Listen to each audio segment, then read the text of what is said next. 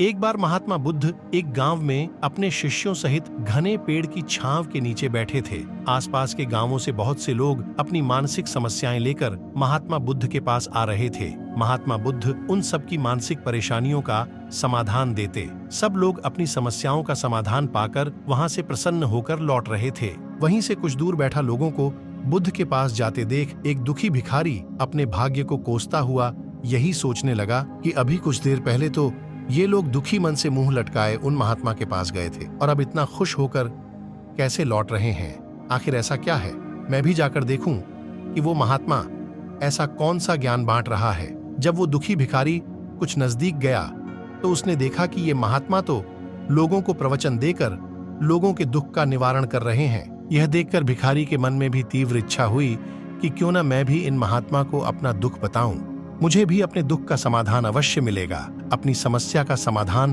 पाने की लालसा लिए भिखारी महात्मा बुद्ध के सामने पहुंचा और हाथ जोड़कर प्रणाम करते हुए बोला, हे महात्मा बुद्ध, मैं भी लोगों की सहायता करना चाहता हूँ। मुझे लोगों की सहायता करने की बहुत इच्छा है, लेकिन मैं कैसे सहायता कर सकता हूँ? मैं बहुत गरीब हूँ, मेरे पास न तो पैसे हैं और न ही कोई ऐसी चीज जिससे मैं किसी की सहायता कर सकूं।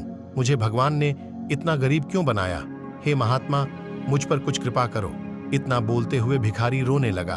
बुद्ध बोले, तुम बहुत अज्ञानी हो, क्योंकि तुम अभी तक इस भ्रम में जी रहे हो कि तुम्हारे पास कुछ नहीं, जबकि दूसरों को कुछ देने के लिए तुम्हारे पास बहुत कुछ है। तुम बिना धन और वस्तु के भी दूसरों की सहायता कर सकते हो। तुम्हारे पास मुंह है जिससे तुम मीठे शब्द बोलकर किसी के दुखी चेहरे पर मुस्कान ला सकते हो। इन्हीं शब्दों की ताकत से तुम किसी के भी टूटते हौसलों को फिर से मजबूत कर सकते हो। इन शब्दों की शक्ति से तुम किसी के भी मन में सकारात्मक विचारधारा के बीज बो सकते हो और उसे गलत रास्ते पर जाने से रोक सकते हो। तुम्हारे दो हाथों से किसी भी कमजोर या लाचार व्यक्ति की सहायता कर सकते हो।